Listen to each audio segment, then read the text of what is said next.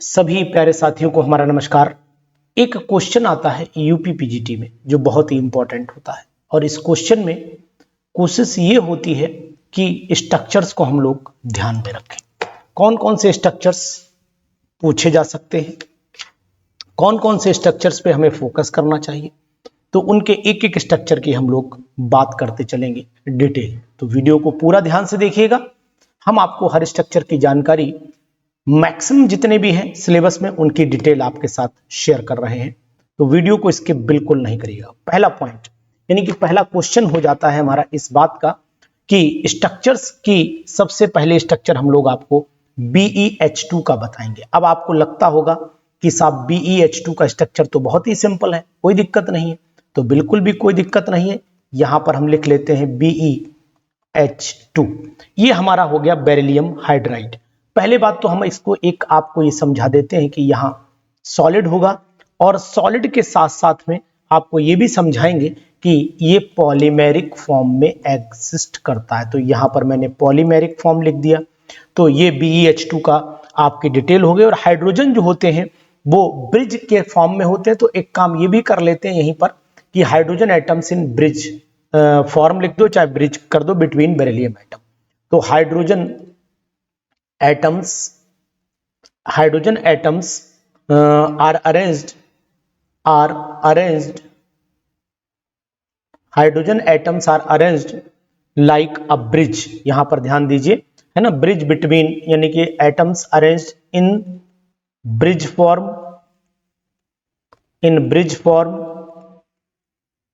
ठीक है, बिटवीन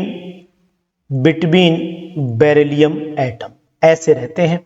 तो अब स्ट्रक्चर बना लेते हैं। सबसे पहले मैं आपको बताऊंगा कि ये मैंने बनाया बेरिलियम, ठीक है। बेरिलियम के बाद यहां से हाइड्रोजन जुड़े रहे होंगे, तो ये मैं हाइड्रोजन की तरफ बना देता हूं इस तरीके से, ठीक है, समझ में आ रही बात।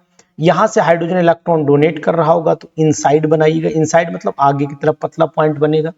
यहां दो हाइड्रोजन एटम जो है वो ब्रिज की तरह होंगे, तो इस तरीके से हम लोग ब्रिज हाइड्रोजन बना देते हैं। ये मैंने बेरिलियम ले लिया।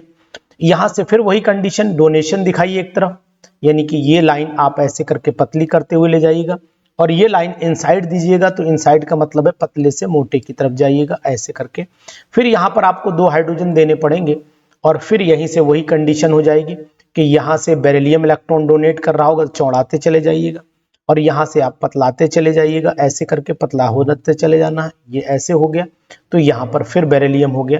नोट करने वाली बात ये हो जाती है कि जो हाइड्रोजन ये वाले आपको दिख रहे हैं, ये वाले हाइड्रोजन दिख रहे हैं, ये वाले हाइड्रोजन दिख रहे हैं, ये हाइड्रोजन ब्रिज की तरह काम कर रहे हैं, इसलिए हम इन्हें ब्रिज हाइड्रोजन एटम भी बोलेंगे। तो ये बात आपको ध्यान देनी पड़ेगी। ऐसे भी बना सकते हो, कोई दिक्कत नहीं, अगर ना समझ में आए तो ऐसे बनाओ, लेकिन अगर आप शेडेड लाइन से बनाएंगे तो वही स्ट्रक्चर वैलिड माना जाता है। तो यहाँ पर मैं शेडेड लाइन ही दिखाऊंगा, ज्यादा बेटर रहेगा, आपको समझ में भी आएगा और ये स्ट्रक्चर भी हमारा क्लियर हो जाएगा। तो सबसे पहले हमने आज बात की स्ट्रक्चर बेरिलियम हाइड्राइड की, बहुत ही इंपॉर्टेंट स्ट्रक्चर माना जा रहा है ये। और दूसरी चीज आपको ये बता देते हैं कि यहाँ पर बहुत इंपॉर्टेंट है कि 3 सेंटर आपको दिख रहे होंगे, दिख रहे हैं, 2 इलेक्ट्रॉन बॉन्ड यहाँ पर दिख रहा है। तो यहाँ पर 3 सेंटर 2 इलेक्ट्रॉन बॉन्ड का क्वेश्चन आ सकता है। तो यहाँ 3 इलेक्ट्रॉन लिख देता हूं और कितने मैंने बताए, 2 सेंटर बताए, है ना। तो ध्यान दीजिएगा, बहुत इंपॉर्टेंट बात है यहाँ पर। 3 सेंटर 2 इलेक्ट्रॉन बॉन्ड्स मैंने यहाँ पर लिख दिया है, जो बहुत ही इंपॉर्टेंट है, वेरी वेरी इंपॉर्टेंट, ठीक है। तो इस चीज का ध्यान दीजिएगा, जो बहुत ही अहम हो चुका है। तो यहाँ पर हम आपसे बात ये करेंगे कि ये हो गया आपका बेरिलियम हाइड्राइड का स्ट्रक्चर। इसी के आगे कंटिन्यू कर लेते हैं। बोरॉन B2H6 का स्ट्रक्चर भी बहुत इंपॉर्टेंट है, तो बोरॉन हाइड्राइड के स्ट्रक्चर की भी बात करेंगे। कुछ इंपॉर्टेंट स्ट्रक्चर्स हैं। तो दूसरा स्ट्रक्चर हम लोग बात कर लेते हैं यहाँ पर बोरॉन हाइड्राइड का। तो यहाँ मैं बोरॉन हाइड्राइड यानी कि BH3 भी बोलते हैं, और इसका जो डाइमर होता है वो आपका B2H6 ये डाइमर की फॉर्म में होता है। इसे आप लोग बोरॉन हाइड्राइड के नाम से जानते हैं। तो ये हो गया हमारा बोरॉन हाइड्राइड, बहुत ही इंपॉर्टेंट। ऐसे ही BeCl2 का जो बना सकते हो आप, कोई दिक्कत नहीं है। बोरॉन हाइड्राइड में भी खास बात क्या है वो भी हम आपको बताते चल रहे हैं। आप पेन कॉपी लेकर के बैठिए और नोट करिए बहुत सारे स्ट्रक्चर जो एग्जाम में आ सकते हैं। एक एक क्वेश्चन आपके लिए बहुत इंपॉर्टेंट बनेगा। यहाँ पर तो आप बोरॉन बना दीजिए, मोटा पेन हो गया है भाई साहब, इसे पतला कर लेता हूं मैं, जरा मोटाई इसकी घटा देता हूं, ठीक है। यहाँ हमने ले लिया ये बोरॉन, और ये टर्मिनल हाइड्रोजन है, तो आप इन्हें हाइड्रोजन टर्मिनल भी बोल सकते हो, टी लगा दो, टर्मिनल है इसका मतलब। ये भी हाइड्रोजन आपके टर्मिनल हो गए, ठीक है। और इसके बाद हम लोग हाइड्रोजन जो ब्रिज वाले हैं उनको बी करके रिप्रेजेंट कर सकते हैं। ये आपके ब्रिज वाले हाइड्रोजन हो गए, ये ब्रिज वाले हाइड्रोजन हो गए यहाँ पर ऐसे, और ये यहाँ पर टर्मिनल फिर हो गए। तो आपको B2H6 का स्ट्रक्चर एकदम क्रिस्टल क्लियर दिख रहा होगा। यहाँ पर भी खास बात वही है कि यहाँ पर भी सेम कंडीशन चलती है, 3 सेंटर 2 इलेक्ट्रॉन बॉन्ड यहाँ पर भी आता है, 2 सेंटर 2 इलेक्ट्रॉन बॉन्ड चलता है यहाँ पर, 3 सेंटर उसमें था। तो यहाँ पर मैं लिख देता हूँ कि अगर आपसे पूछा जाए कि B2H6 में कितने वैलेंस इलेक्ट्रॉन हो, तो पहले वैलेंस इलेक्ट्रॉन गिन लेते हैं। B2H6 में वैलेंस इलेक्ट्रॉन हम लोग गिनते हैं तो 1 2 3 4 5 6 7 8 9 10 11 12 13 14 15 16, तो आपको 16 बैलेंस इलेक्ट्रॉन दिख रहे हैं क्या? 2 2 4 2 6 2 8 2 10 2 12, तो यही दिखे। लेकिन इनमें कॉमन बॉन्ड भी रहते हैं, ये 2 2 होते नहीं यहाँ पर, तो यहाँ पर एक ही एक गिना जाएगा। 2 2 4 2, इनको एक गिनिए, 2 6 2 8 2 10 12, सॉरी 16 नहीं होगा। तो यहाँ पर वैलेंस इलेक्ट्रॉन जो हो जाते हैं हमारे, वैलेंस इलेक्ट्रॉन जो हो जाते हैं वो हमारे यहाँ पर 12 हो जाते हैं। इतनी बात ध्यान दीजिएगा, बहुत इंपॉर्टेंट है ये बात, हम आपको बताने की कोशिश कर रहे हैं। दूसरी बात यह है कि अगर हम दो लोग देखें तो 2 सेंटर में होंगे और 2 इलेक्ट्रॉन होंगे चारों तरफ। तो इसका मतलब हुआ कि अगर हम देखें तो 1 2 सामने हो गए और 2 यहाँ सेंटर पर हो गए। तो यहाँ पर लिखा जा सकता है, क्या लिखें, 2 सेंटर यानी 2 सेंटर 2 इलेक्ट्रॉन बॉन्ड यहाँ पर अवेलेबल होगा। ये भी एक बहुत इंपॉर्टेंट बात है। और दूसरी बात ये है कि अगर टोटल की बात करें तो टोटल में अगर इनकी बात की है मैंने तो वो ने यहाँ पर लिखा, यानी कि अगर मैं आपको दिखाना चाहूँ तो ये हिस्सा मैंने यहाँ पर दिखाने की कोशिश की, ये वाला हिस्सा जो मैंने बॉक्स में बंद किया है। अब अंदर वाले बॉन्ड की बात करते हैं तो अंदर वाले में तो वही सिचुएशन है, 3 सेंटर हैं और 2 इलेक्ट्रॉन बॉन्ड है। ये क्वेश्चन भी पीजीटीज में खूब आता है, बहुत ही इंपॉर्टेंट है। तो इसको मैं कैसे दिखाता हूं, इसकी डॉट डॉट लाइन से दिखा देता हूं, ऐसे करके दिखा देता हूं। तो यहां पर भी मैं ऐसे कर देता हूं, तो आपको पता रहेगा कि कौन सी कंडीशन कहां पर चल रही है, बहुत ही इंपॉर्टेंट। तो 3 सेंटर 2 इलेक्ट्रॉन बॉन्ड किसमें पाया जाता है, ये B2H6 यानी कि BH3 का डाइमर अगर हम लोग बनाएं तो कंडीशन यहां पर तैयार हो जाती है, बहुत ही इंपॉर्टेंट। दूसरी बात हम लोग कर लेते हैं कि अगर हम लोग इनके प्लेनर स्ट्रक्चर की बनाने की कोशिश करें तो प्लेनर स्ट्रक्चर भी हम बना सकते हैं, यानी प्लेन पर कौन सा है, प्लेन के अबव कौन सा, प्लेन के बिलो कौन सा है, वो भी हमें ध्यान रखना पड़ेगा। तो टर्मिनल BH बॉन्ड जो होते हैं वो 2 सेंटर 2 इलेक्ट्रॉन बॉन्ड होते हैं। और अगर बोरॉन के बीच में बात करें तो वो भी 2 इलेक्ट्रॉन 2 सेंटर बॉन्ड होते हैं। अगर हम लोग ब्रिज की बात करें तो ब्रिज में 3 सेंटर 2 इलेक्ट्रॉन बॉन्ड हमारे पाए जाते हैं। वीडियो को ध्यान से सुनिएगा, आपको समझ में जरूर आ जाएगा। अब हमारी बात हुई STYX और STYX कोडिंग क्या होती है, very very important. STYX coding इसके अंदर बहुत ही जबरदस्त होती है। तो यहां पर ध्यान दीजिएगा, हम एक वर्डिंग का यूज कर रहे हैं जिसका नाम है STYX, बहुत इंपॉर्टेंट। तो यहां पर मैं लिखता हूं, हेडिंग बना लेता हूं, STYX कोडिंग क्या होती है।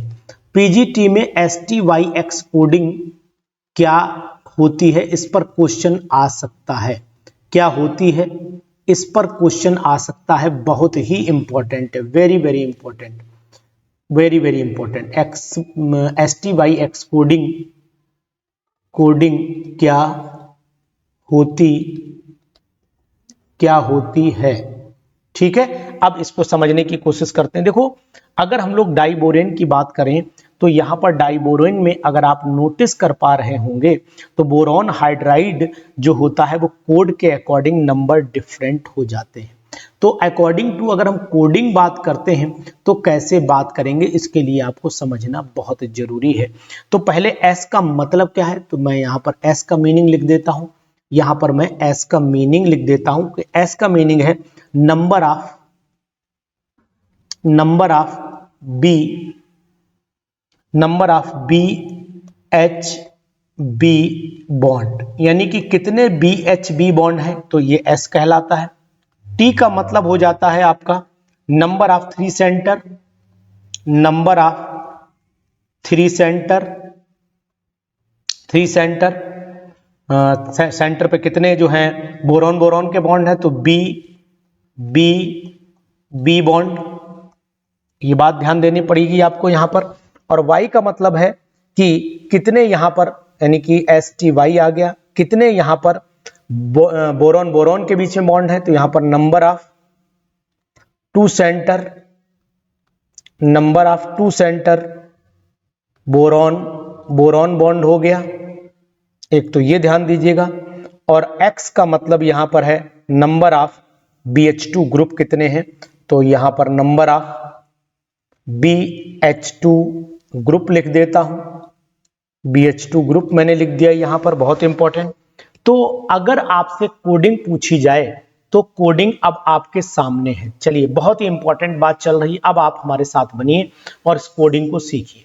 चलिए, अब आपको याद करना पड़ेगा, S का मतलब नंबर ऑफ BHB बॉन्ड हो गए, ST का मतलब number of three centre, T का मतलब थ्री सेंटर याद रखना, Y का मतलब टू सेंटर याद रखना, X का मतलब BH2 ग्रुप याद रखना, आपको ऑटोमेटिकली याद हो जाए। अगर अब आपसे कहते हैं कि बताइए B2H6 की कोडिंग बताइए, तो B2 का मतलब हो गया, ध्यान दीजिएगा यहां पर बहुत इंपॉर्टेंट हो जाता है ये नंबर भी डाइबोरेन, जैसे आपने देखा होगा कहीं पर लिखा होता है डाइबोरेन 14, है ना, ऐसे करके लिख करके आ जाता है ना, तो ये चीज हमारे लिए बहुत दिक्कत करेगी।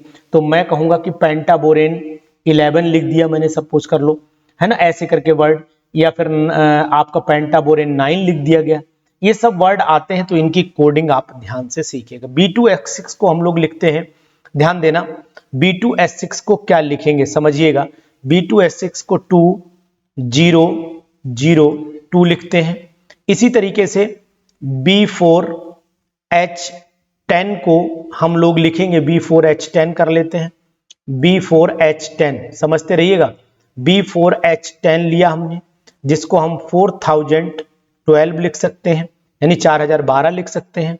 ध्यान देना पड़ेगा आपको, बहुत ही इंपॉर्टेंट बात है, इसको अभी हम लोग समझेंगे भी कि किस तरीके से इसमें बात हो रही। तो अब ये बताइए कि अगर हम लोग इसको S मान लेते हैं, S मान लेते हैं, इसे T मान लेते हैं, इसे Y मान लेते हैं, इसे X मान लेते हैं, तो इसका मतलब यहां पर थ्री सेंटर BB बॉन्ड तो है ही नहीं, जीरो चला गया। Number of two centre bond ये भी जीरो चला गया, है ही नहीं यहां पर।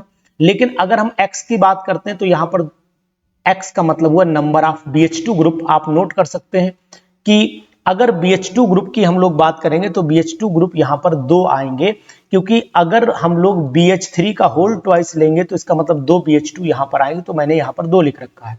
अब दूसरी बात है नंबर ऑफ BHB बॉन्ड, तो अगर डाइबोरेन का स्ट्रक्चर आप लोग बनाते हो ऐसे करके बनाते हो डाइबोरेन का स्ट्रक्चर, तो डाइबोरेन के अंदर आपको ये बॉन्ड BHB बॉन्ड, देखो ये यहां पर BHB बॉन्ड, ये आपको यहां पर एक ये दिख रहा है और एक BHB बॉन्ड आपको ये दिख रहा है, तो दो हो गए, तो फिर यहां पर 202 लिख दिया।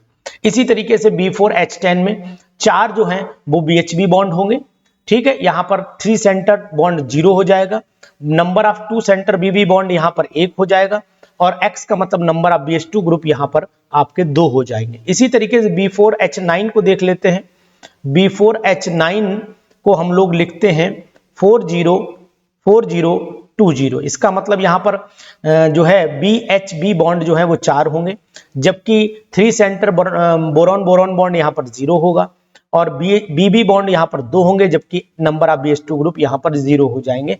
इस तरीके से एग्जामिनेशन में क्वेश्चन ये पूछा जा सकता है, स्ट्रक्चर के माध्यम से भी आप बता सकते हो, मैं भी आपको स्ट्रक्चर के माध्यम से भी जानकारी दे दूंगा। अब इसी के बाद चल लेते हैं B5, कुछ आपको नोट करने चाहिए, वैसे मैं कहूंगा कि आप नोट कर लो, ज्यादा बेटर रहेगा, क्योंकि एग्जामिनेशन में जितनी देर में तोड़ा फोड़ी करोगे उतनी देर में आंसर आपका बाहर आ जाएगा, यानी कि 3202 होता है। जबकि यहां पर बोरॉन का ले लें तो बोरॉन H10 होता है, बोरॉन 10 होते हैं, H14 होते हैं सॉरी, और यहां पर हो जाना चाहिए 4 6, और भाई इसके बाद 4 6 हो गया, और ये H इसमें होते नहीं तो मतलब 0, और BH2 ग्रुप भी इसमें 2 ही है मात्र, तो यहां पर इसका मतलब 2 लिख देता हूं, ठीक है। इसके बाद अगर हम लोग B6H10 की बात करते हैं तो B6H10 जो होता है यहाँ 42 20 हो जाता है। बहुत इंपॉर्टेंट है एग्जामिनेशन के पॉइंट ऑफ व्यू से, तो आपको ये स्ट्रक्चर जरूर पता रहने चाहिए, नहीं तो आप परेशान ही रहेंगे सिर्फ, और कुछ नहीं हो पाएगा। तो ये स्ट्रक्चर हो गए हमारे बोरॉन के BH2 के। तीसरा स्ट्रक्चर अगर हम लोग बात करते हैं जो बहुत इंपॉर्टेंट स्ट्रक्चर माना जाता है, इंपॉर्टेंट स्ट्रक्चर माना जाता है, जिसका नाम है B3H3 और N3, जिसे आप बोराजाइन के नाम से भी जानते हैं।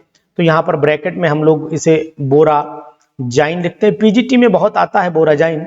इसको इनऑर्गेनिक बेंजीन के नाम से भी जाना जाता है, इनऑर्गेनिक बेंजीन के नाम से भी जाना जाता है। इनऑर्गेनिक बेंजीन बहुत इंपॉर्टेंट, वेरी वेरी इंपॉर्टेंट। तो ये हो गया आपका बोराजाइन, इनऑर्गेनिक बेंजीन हो गया। इंपॉर्टेंट है, बहुत इंपॉर्टेंट है, आप इस स्ट्रक्चर को जरूर याद कर लीजिए। मैं तो कहता हूं अभी याद करिए। पीजीटी का पैट क्वेश्चन भी माना जाता है, ये पीजीटी का पैट क्वेश्चन माना जाता है। तो यहां पर हम लोग बोरॉन ले लेते हैं, इधर H ले लेते हैं, यहां पर N ले लेते हैं, यहां पर N ले लेते हैं, यहां पर भी बोरॉन आएगा, यहां पर नाइट्रोजन, यहां पर भी बोरॉन। तो ये आपको सब में HH लगाना है। बेंजीन से मिलता जुलता स्ट्रक्चर माना जाता है, इसलिए इसको इनऑर्गेनिक बेंजीन भी बोलते हैं। क्या बोलते हैं? Inorganic benzene. बॉन्ड नाइट्रोजन से बोरॉन की तरफ बनाइएगा, वही उचित है, क्योंकि नाइट्रोजन ही इलेक्ट्रॉन पेयर डोनेट करता है। ना बनाओगे तब भी कोई दिक्कत नहीं है। तो ये आपका बोराजाइन हो गया, B3H3 और B3N3H हो गए। 1 2 3 4 5 6 H हो गए, सॉरी यहाँ पर तो 6 और H लिखना पड़ेगा। तो ये हमारा हो गया आपका B3 और N3 और H यहाँ पर हो गए हमारे 6, हमने 3 लिख दिए थे बाई मिस्टेक। तो ध्यान दीजिएगा, बहुत ही इंपॉर्टेंट स्ट्रक्चर ये है। अब यहाँ पर आपको एक चीज और बताने की कोशिश करेंगे कि ये स्ट्रक्चर एग्जामिनेशन में बहुत पूछा जाता है, नाम भी पूछा जाता है, इसको बोराजोल भी बोलते हैं। तो यहाँ पर एक नाम इसका और लिख लो, बोराजोल के नाम से भी ये जाना जाता है। तो इसको आप जरूर पढ़ करके रखिएगा, एग्जामिनेशन के पॉइंट ऑफ व्यू से पीजीटी का बहुत ही इंपॉर्टेंट क्वेश्चन माना जाता है। तो मैं यहाँ पर पीजीटी लिखे दे रहा हूँ, बहुत जरूरी, बहुत ही जरूरी है, बहुत ही जरूरी है, इसको पढ़ करके रखिए। इसके बाद अगर आपसे पूछा जाता है कि भाई स्ट्रक्चर और बाकी स्ट्रक्चर्स पर भी ध्यान देना है, तो उन स्ट्रक्चर्स की भी हम लोग बात करते हैं। तो सबसे पहले हम लोग बात करेंगे, अब फास्फोरस के कुछ स्ट्रक्चर हैं जो बहुत ही जरूरत है, यानी कि चौथा स्ट्रक्चर अगर हम लोग बात करते हैं, oxides of phosphorus. Oxides and oxo acid दोनों ले लो, and oxo acids of phosphorus हो जाता है। बहुत ही important, very very important for PGT examination. एक क्वेश्चन 100% यहां से आना है। तो अगर आप नहीं देख पा रहे हैं तो मान के चलिए आपका दुर्भाग्य बहुत बड़ा है। ये 2015 के पीजीटी में आया था कि ये बताइए कि ये स्ट्रक्चर जो आपको दिख रहा है, ये स्ट्रक्चर मैंने बनाया है फास्फोरस का, लेकिन ये फास्फोरस है कौन सा, ये आपको बताना पड़ेगा। यहाँ पर मैं H ले लेता हूं और यहाँ पर एक जो है वो OH बना देता हूं। तो ये आपका हो गया H3 हो गया, PO2 हो गया, और H3PO2 को आप जानते, तो मैं यहाँ पर लिख देता हूं ये H3PO2 है। ये एक्चुअली में यही वाला H रिलीज कर सकता है, और जब ये वाला H रिलीज कर सकता है तो इसको हम लोग मोनो बेसिक एसिड बोलते हैं। मोनो बेसिक एसिड के नाम से जानते हैं या मोनोप्रोटिक एसिड के नाम से जानते हैं। ये बात भी आप ध्यान दीजिएगा, बहुत ही इंपॉर्टेंट है, वेरी वेरी इंपॉर्टेंट। ठीक है, इसे हाइपोफॉस्फोरस एसिड के नाम से जाना जाता है। तो नाम अगर इसका पूछा जाए तो आप बताएंगे कि सर इसका नाम हाइपोफॉस्फोरस एसिड है, हाइपोफॉस्फोरस एसिड के नाम से जानते हैं, जो बहुत ही इंपॉर्टेंट है, very very important for PGT examination. दूसरा स्ट्रक्चर हम इसी को कंटिन्यू कर लेते हैं। यहाँ पर O हो गया, अब यहाँ पर एक हमने OH ये भी कर दिया, एक OH हमने ये भी कर दिया, बहुत इंपॉर्टेंट। तो ये आप H3PO3 कह सकते हो, इसे H3 हो गए, PO3 हो गए। तो इसको हम लोग H3PO3, और इसे हम लोग डाई बेसिक एसिड के नाम से जानते हैं। ये हमारा हो गया आपका डाई बेसिक एसिड हो गया। तो यहां मैंने लिख दिया कि ये डाई बेसिक एसिड है, डाई बेसिक एसिड के नाम से इसे जानते हैं, और ये फास्फोरस एसिड कहलाता है। फास्फोरस एसिड कहलाता है। फास्फोरस एसिड पे बेसिसिटी पूछी जा सकती है, तो बताना ये डाई बेसिक एसिड है। ठीक है, और इसमें कितने पीओपी बॉन्ड होते हैं ये भी याद रखना। इसमें अगर आप नोट कर सकते हो तो अगर हम लोग पीओपी बॉन्ड, यहां पर कोई है ही नहीं, जीरो, ये पीओपी बॉन्ड पूछे जा सकते हैं, ठीक। और एक नाम है ग्राहम्स सॉल्ट। तो ग्राहम सॉल्ट किसे कहते हैं ये आपको बताना है, हम आपको जरूर इसका जवाब देंगे। तो हेडिंग में हम आपको बताते हैं व्हाट इज ग्राहम्स सॉल्ट। यहां लिख देते हैं what is Graham's salt. Graham salt क्या होता है, ध्यान दीजिएगा, बहुत इंपॉर्टेंट, पूछा जा सकता है एग्जामिनेशन में। ग्राहम सॉल्ट किसे कहते हैं तो आप जानिएगा कि ये पॉलीफॉस्फेट होता है, और पॉलीफॉस्फेट को हम लोग ग्राहम्स सॉल्ट के नाम से जाने जाते हैं, और जब इसको NaPO3 से रिएक्शन करा देते हैं तब बन जाता है वो ग्राहम्स सॉल्ट। तो इसका जवाब आप हमें व्हाट्सएप करिएगा, आपको अगर पता हो, बाकी मैंने हिंट आपको दे ही दिया गया है। जब पॉलीफॉस्फोरिक एसिड को, पॉलीफॉस्फोरिक एसिड मतलब पॉलीफॉस्फेट हो जाएगा, पॉलीफॉस्फोरिक एसिड को NaPO3 के साथ में ट्रीट करते हैं तो ग्राहम सॉल्ट बनता है। बहुत ही इंपॉर्टेंट। इसके बाद एक क्वेश्चन और भी पूछा जाता है कि ऑक्सी एसिड अगर आपने लिए हैं तो उनके स्ट्रक्चर में आप H3PO4 को कैसे बनाएंगे। तो H3PO4 में अब कुछ नहीं है, अब आप टेंशन नहीं लेना, क्योंकि एक ही हमारे पास में आपको ऐड करने की जगह बची है।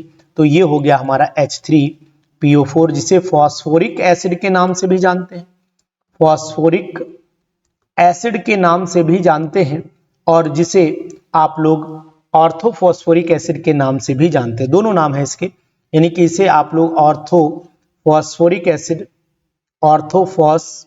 ऑर्थोफॉस्फोरिक एसिड के नाम से भी आप इन्हें जानते हैं। बहुत इंपॉर्टेंट है। और ये ट्राई बेसिक होता है। ट्राई बेसिक का मतलब है ये 3 H रिलीज कर सकता है, जो आपको मैं दिखा सकता हूं, यहां से, यहां से, यहां से। 3 OH होने के कारण ये 3 H रिलीज कर सकता है। बहुत इंपॉर्टेंट, वेरी वेरी इंपॉर्टेंट। इसके बाद एक एसिड है, अगर आप देखेंगे तो पायरोफॉस्फोरिक, यानी किसी को गर्म कर दे तो बहुत ही अच्छा तरीका आपको बताता हूं।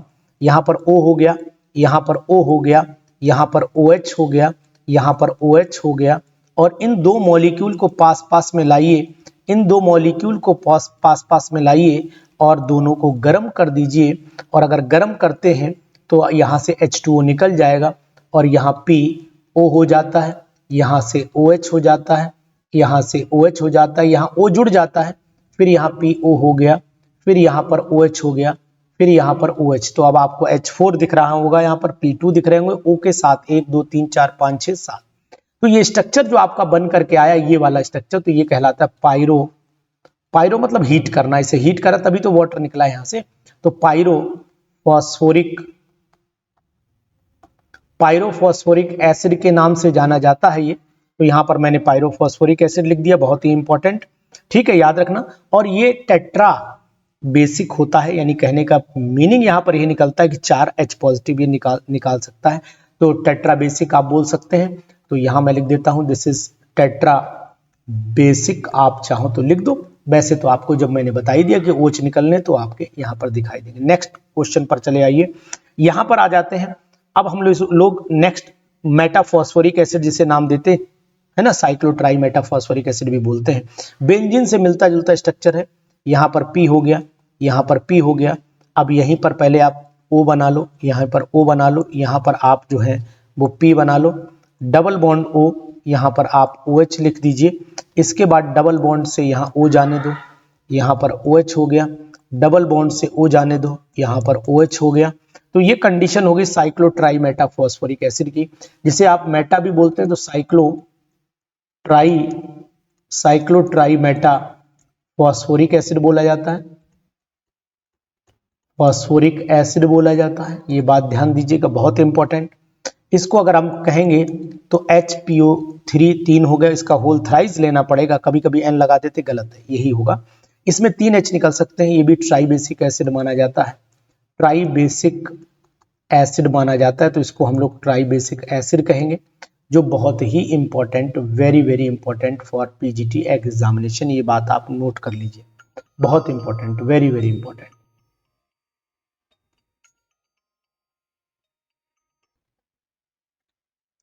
तो यहाँ पर साइक्लोट्राई मेटाफॉस्फोरिक एसिड हो गया, बहुत ही इंपॉर्टेंट है ये एसिड, इसको ध्यान दीजिएगा।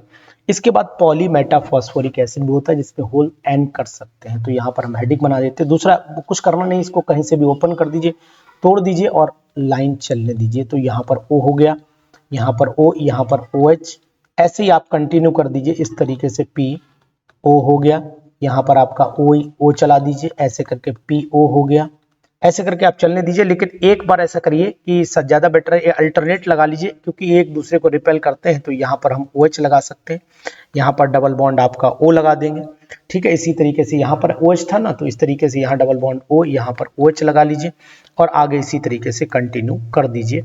तो ये चेन हो गई लंबी, यहाँ पर होल N लिखा जाता है, तो इसलिए हम यहाँ पर भी HPO3 का यही यूनिट बार बार रिपीट हो रही है तो होल N यहाँ पर भी लिख सकते हैं। तो नाम में कुछ नहीं, ये आपका पॉलीमेटाफॉस्फोरिक एसिड बोला जाएगा। तो नाम मैं इसका लिख देता हूं पॉलीमेटाफॉस्फोरिक एसिड, फॉस्फोरिक एसिड हो गया, बहुत इंपॉर्टेंट। और ये आपका पॉली बेसिक होता है, जो एक से ज्यादा, 3 से ज्यादा, अगर मैं कहूं 4 से ज्यादा कहूं तो भी सही रहेगा, वो H पॉजिटिव आयन रिलीज करता है। इसके बाद आ जाते हैं हम हाइपोफॉस्फोरिक एसिड। ये भी पूछा जाता है हाइपोफॉस्फोरिक एसिड, कहीं आप परेशान हो जाएं कि सर नहीं ऐसा नहीं, ऐसा पूछा जाता है।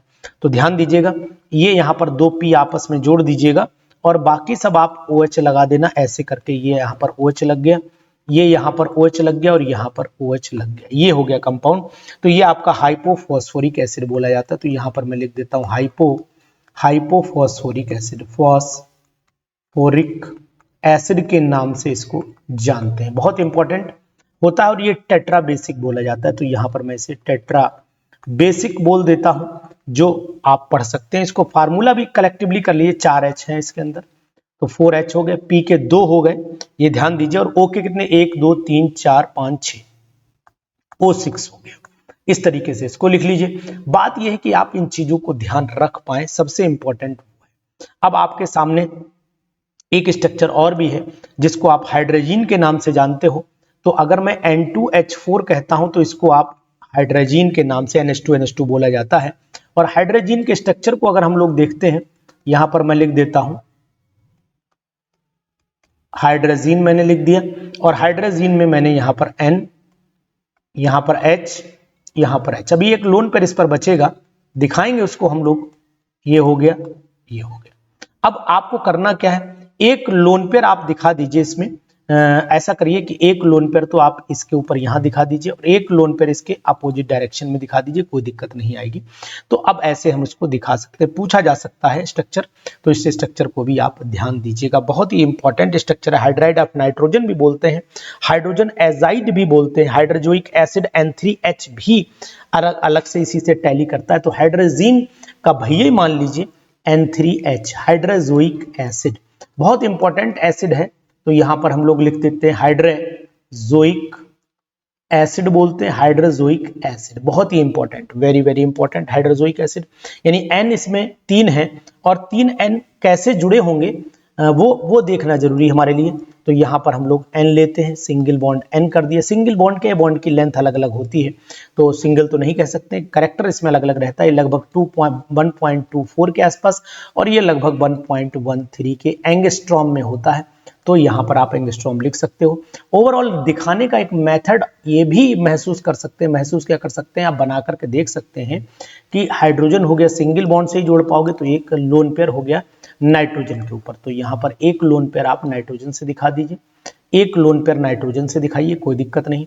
फिर यहाँ पर डबल बॉन्ड N हो गया, ये पॉजिटिव, फिर यहाँ पर डबल बॉन्ड N हो गया। अब इस पे नेगेटिव दिखाना पड़ेगा क्योंकि इसकी बैलेंसी 2 ही रह गई है, और इसके ऊपर एक लोन पेयर भी आप दिखा सकते हो। तो ये चीज आपको ध्यान देना पड़ेगी, जो बहुत ही इंपॉर्टेंट है। इसी तरीके से अगर हम लोग आगे भी बात कर लेते हैं डिफरेंट स्ट्रक्चर्स में, तो एक अमोनिया का स्ट्रक्चर, अमोनिया के स्ट्रक्चर में खास बात यह है कि इसकी पोलैरिटी जो होती है वो ज्यादा होती है, क्योंकि लोन पेयर इस पे अपनी तरफ इलेक्ट्रॉन खींचता है।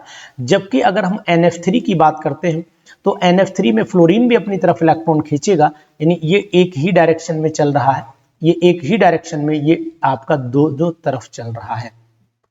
तो यहां पर अगर लोन पेयर देखेंगे तो इधर भी खींच रहा है, लेकिन ये कैंसिल आउट भी हो रहा है थोड़ा सा, तो ये बात आपको ध्यान देनी पड़ेगी। ये ज्यादा पोलर हो जाता है, यहाँ पर हम मोर पोलैरिटी की बात कर लेते हैं, मोर पोलर हो जाता है और यहाँ पर आ जाता है आपका लेस पोलर, क्योंकि पोलैरिटी यहाँ पर कैंसिल आउट भी हो रही है।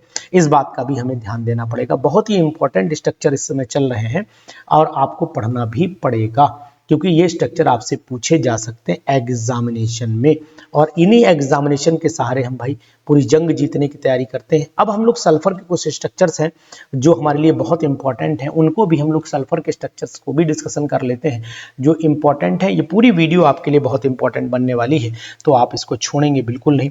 सबसे पहले हम सल्फ्यूरस एसिड की बात कर लेते हैं। तो यहाँ पर हमारे लिए सबसे इंपॉर्टेंट हो जाता है कि भाई सल्फ्यूरस एसिड कौन सा है।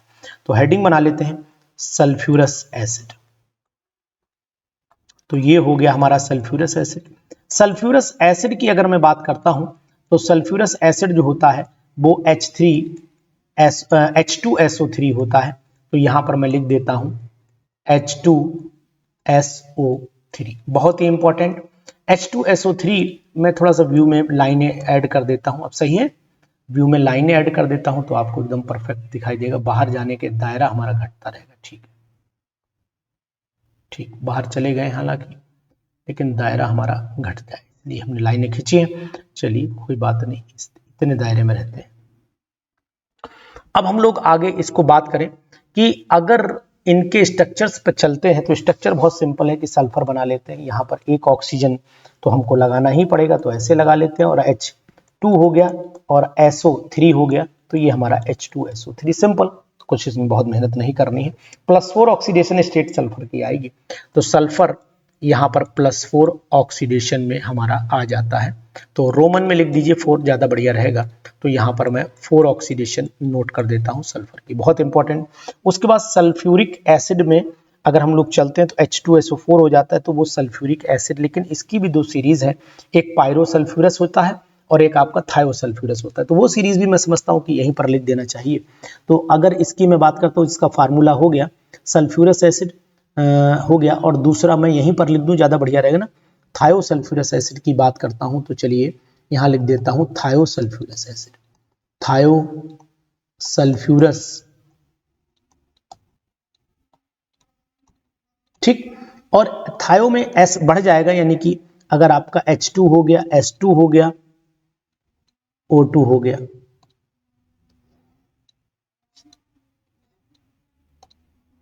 ठीक है, तो ये चीज आपको ध्यान देनी पड़ेगी। तो यहां पर अब कुछ नहीं करना है, केवल सल्फर इस तरीके से जुड़ना है।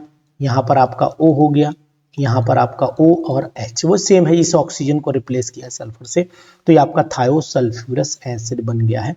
इसमें भी अगर हम लोग ऑक्सीडेशन स्टेट निकालते हैं तो ऑक्सीडेशन स्टेट आपकी क्या निकल के आती है, आपकी 2 कंडीशन पॉसिबल है। 2 सल्फर है, एक सल्फर की ऑक्सीडेशन स्टेट तो माइनस की हो जाएगी 2, एक की माइनस की 2 हो जाएगी और एक की आपकी प्लस की 4 हो जाती है। तो दोनों की 2 सल्फर है, दोनों की ऑक्सीडेशन स्टेट अलग अलग आ रही है।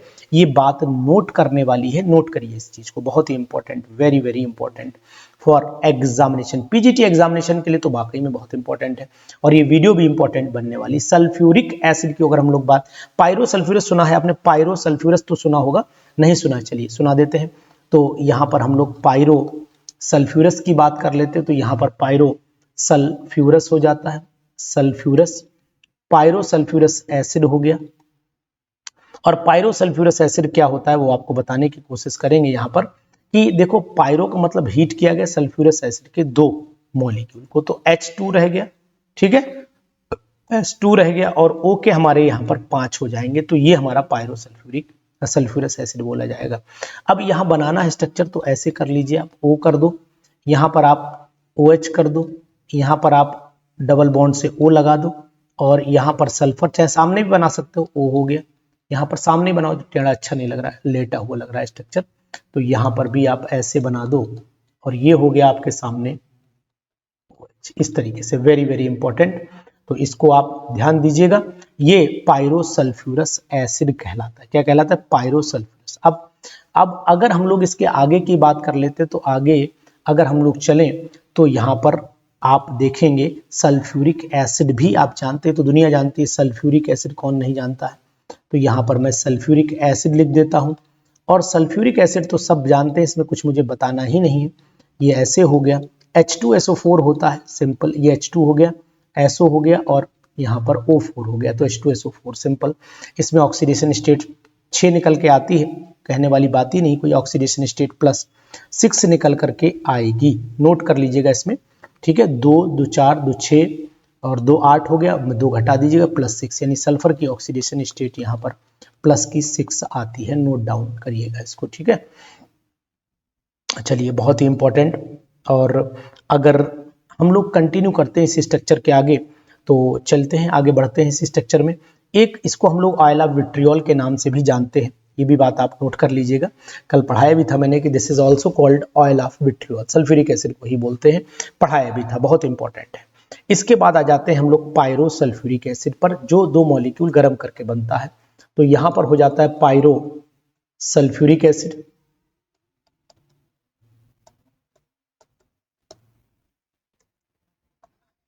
पायरो सल्फ्यूरिक एसिड हो जाता है। और पायरो सल्फ्यूरिक एसिड में अगर हम लोग बात कर लेते हैं, तो यहाँ पर 2 मॉलिक्यूल गर्म करने हैं, तो एक H हो गया, एक O, यहाँ पर S, यहाँ पर O, ऐसे हो गया।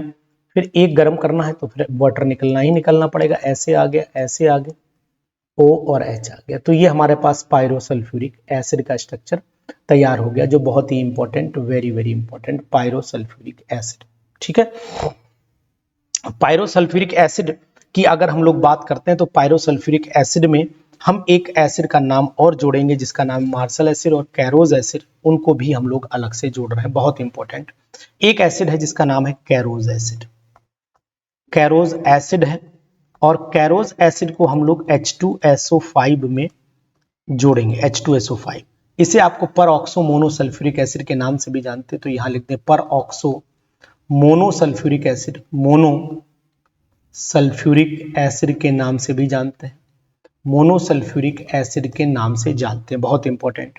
इसमें कुछ नहीं करना है, एक परऑक्साइड बॉन्डिंग हमें जरूर दिखानी पड़ेगी, क्योंकि परऑक्साइड बॉन्डिंग एग्जामिनेशन में पूछी जा सकती है। तो यहाँ पर H हो गया, यहाँ पर S हो गया, यहाँ पर O हो गया, और यहाँ पर O हो गया, यहाँ पर O, और यहाँ पर O, यहाँ पर H, ये परऑक्साइड। तो ये हमें H2SO5, आप चेक कर लीजिए, ये H2SO5 बहुत ही इंपॉर्टेंट माना जाता है। इसमें भी सल्फर की ऑक्सीडेशन स्टेट जो है वो +6 आती है, इस चीज को भी आप नोट कर लीजिएगा कहीं पर भी। तो एक हो गया, इसे हम लोग कैरोज एसिड बोलते हैं, और पीजीटी में तो बहुत आता है ये क्वेश्चन। इसी तरीके से आपका एक मार्शल एसिड भी है, मार्शल एसिड के नाम से भी जाना जाता है, तो मार्शल्स एसिड बोलते हैं। और मार्शल्स एसिड में हम लोग अगर नोट करेंगे, तो शायद सबसे इंपॉर्टेंट स्ट्रक्चर ये पीजीटी का बनता है। यहाँ पर क्या स्ट्रक्चर होगा इसका, जान लीजिएगा ध्यान से, HOS, ये O हो गया, ये यहाँ पर O हो गया, यहाँ पर परऑक्साइड बॉन्डिंग बीच में दिखानी पड़ती है। तो इस तरीके से ये स्ट्रक्चर भी हमारे लिए एग्जामिनेशन में बहुत इंपॉर्टेंट है। ये परऑक्साइड के दोनों हाइड्रो ऑक्सीजन है, इसे हम लोग मार्शल एसिड, पर ऑक्सो डाई सल्फ्यूरिक एसिड के नाम से भी जानते हैं। तो ये पर ऑक्सो डाई सल्फ्यूरिक एसिड है, डाई सल्फ्यूरिक एसिड है, जो बहुत ही इंपॉर्टेंट है और एग्जाम में पूछा जा सकता है, वेरी वेरी इंपॉर्टेंट, बहुत ही इंपॉर्टेंट है। तो इसको आप नोट करिए, और ऐसा कंटिन्यूटी आप बनाए रखिए कि इन स्ट्रक्चर्स को आप याद जरूर रखें, क्योंकि पेपर में साहब ये आ सकते हैं, और अगर आ गए फिर धुआं निकल जाएगा, दिक्कत हो जाएगी।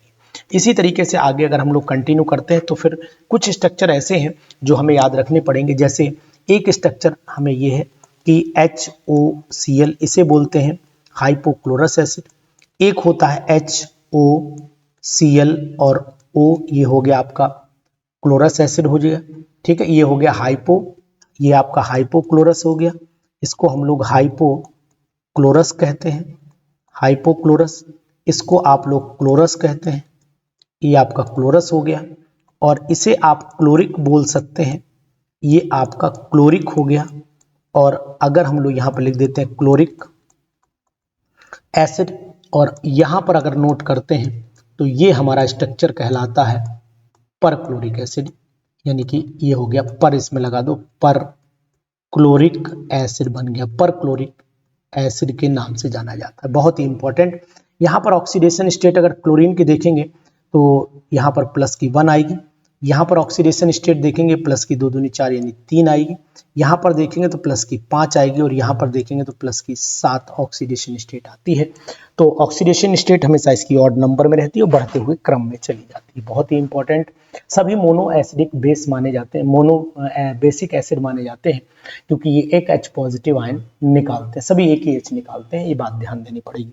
अगर इनके एसिडिटी का भी पीजीटी में खूब आता है, सबसे वीक एसिड HOCl है, उससे ज्यादा स्ट्रॉन्ग HOClO है, उससे ज्यादा HOClO2 है और उससे ज्यादा HOClO3 है। यानी कि ये ऑर्डर भी हमें याद रखना पड़ेगा, बहुत important. Increasing order of acidic character, यहाँ पर मैं लिख देता हूँ इंक्रीजिंग ऑर्डर है एसिडिक करेक्टर का, तो यहाँ पर इंक्रीजिंग ऑर्डर एसिडिक करेक्टर का मैं लिख देता हूँ, बहुत ही इंपॉर्टेंट, वेरी वेरी इंपॉर्टेंट। ठीक, चलिए आगे कंटिन्यू कर लेते हैं। इसी बात का कंटिन्यूएशन आगे हम लोग जेनॉन के स्ट्रक्चर पर भी चले जाते हैं।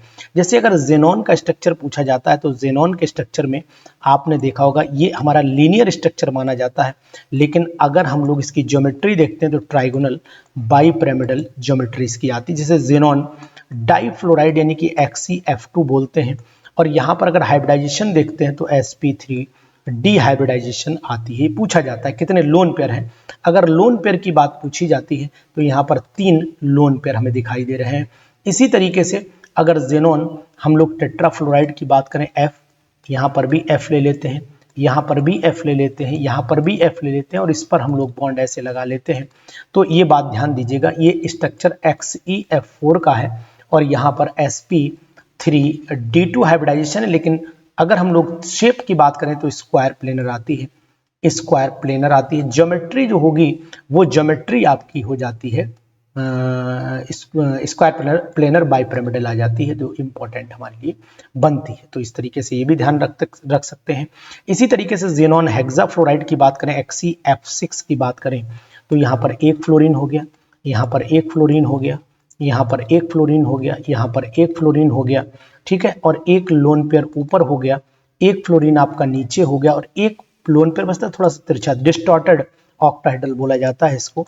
तो यहाँ पर मैं डिस्टॉर्टेड ऑक्टाहेड्रल की बात करता हूँ, डिस्टॉर्टेड ऑक्टाहेड्रल की बात करता हूँ। और इसी में हाइब्रिडाइजेशन की अगर बात कर लेता हूँ तो sp3d3 हाइब्रिडाइजेशन आती है निकल करके, जो पूछी जाती है पेपर में। जेनॉन अगर फ्लोराइड की बात करें तो जेनॉन फ्लोराइड के ऑक्सो एसिड जो होता है, मतलब ऑक्साइड जो होता है, वो ये टी शेप बनाता है और यहाँ पर 2 लोन पेयर ऐसे होंगे इस तरीके से। तो यहाँ पर मैं बोल देता हूँ ये टी शेप है, टी शेप बोली जाती है। और अगर हम हाइब्रिडाइजेशन की बात करें तो 1 2 3 यानी इसके अंदर sp3 और ये 1 2 3 4 5 sp3d हाइब्रिडाइजेशन हो जाती है, लेकिन शेप इसकी टी ही बोली जाएगी, जो पेपर में पूछी जा सकती है। इसी तरीके से अगर XeO3 की बात करें तो ये हमारा स्ट्रक्चर XeO3 का हो जाता है और यहाँ पर आता है एक लोन पेयर।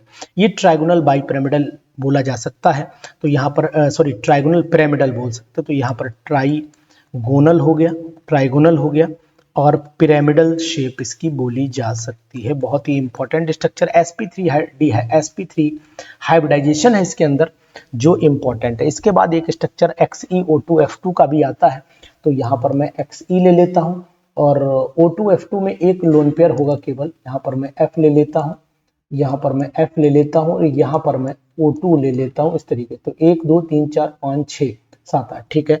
इसको सीसो शेप बोला जाता है।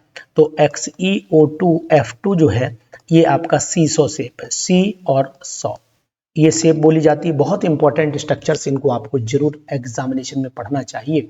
कुछ स्ट्रक्चर्स ऐसे भी हैं जो अनकहे स्ट्रक्चर होते हैं, जैसे अगर हम लोग बात करें तो फिर SF6 का स्ट्रक्चर भी इंपॉर्टेंट है, SF4 का स्ट्रक्चर भी इंपॉर्टेंट है, ClO2 का स्ट्रक्चर इंपॉर्टेंट है, Cl2O का भी स्ट्रक्चर इंपॉर्टेंट है ये, और Cl2O7। लेकिन ये स्ट्रक्चर आप हमें बना करके देखिएगा और भेजिएगा और कमेंट बॉक्स में आप कमेंट जरूर दीजिएगा कि वीडियो आपको कैसी लगी। हमने आपको मैक्सिमम इंपॉर्टेंट स्ट्रक्चर बताए। अगर हमारे चैनल को सब्सक्राइब करते हैं तो आपको बहुत इंपॉर्टेंट जानकारी पढ़ाई से रिलेटेड 94 73 70 27 11 पर मिलती रहेगी। और दूसरी चीज आपको बताएं कि अब हम शुरू करने वाले हैं न्यू फ्रेशर बैच, यानी कि फ्रेशर पीजीटी बैच शुरू करने जा रहे हैं। और फ्रेशर पीजीटी बैच बिल्कुल अलग होगा। तो यहाँ पर ये उन स्टूडेंट्स के लिए होगा फ्रेशर पीजीटी बैच, और ये फ्रेशर पीजीटी बैच बहुत ही धांसू बैच होगा और ये पूरी यानी 30 जून तक चलेगा।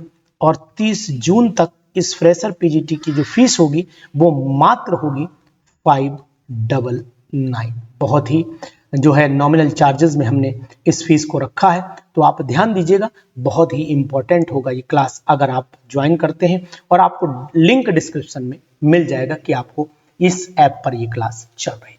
Thank you, have a nice day.